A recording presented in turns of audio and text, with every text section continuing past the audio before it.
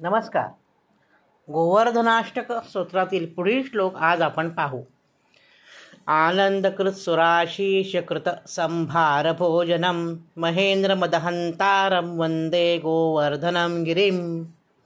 आनंदकृत म्हणजे अतिशय आनंद झालेला असल्यामुळे, सुराशीष सुरांना आशीष देणारा म्हणजे भगवंत म्हणजे विष्णू, याने सुरांना म्हणजे सर्व देवांना आशीर्वाद दिलेला आहे. कृत संभार भोजनम म्हणजे त्याने सुद्धा ह्या गोवर्धनाच्या इथे भोजन केलेलं आहे.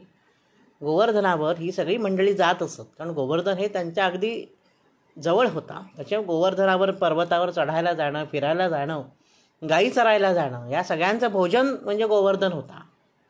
आणि त्याला नैवेद्य अर्पण करत असत त्या काळचे गोपिका. नंतर आहे महेंद्र मदहंतार. महेंद्र म्हणजे इंद्र, मद म्हणजे मस्ती जिरवलेली आहे ना इंद्राची. जो पाऊस पडला इंद्राने प्रचंड, महापूर आला गोकुळात, तेव्हा या गोवर्धन हा उचलला गेला कृष्णाच्या करांगुळीवर. त्याच्यामुळे इंद्राचं गर्भहरण झालं, त्याची मस्ती उतरली, म्हणजे मद त्याचा उतरला, हंतारम हरण झाला. अशा या गोवर्धनगिरीला आम्ही नमस्कार करतो. कृष्णलीला रसाविष्टम कृष्णात्मानं कृपाकरम कृष्णानंदप्रदम साक्षात वंदे गोवर्धनम गिरीम. कसा हा गोवर्धन? त्याच्यावर कृष्णाने लीला केलेल्या आहे. मग कृष्णलीला जिथे जिथे म्हटली जाते, गायली जाते, तिथे तिथे या गोवर्धनाचा उल्लेख असतोच. त्याच्याशिवाय ती लीला पूर्ण होत नाही.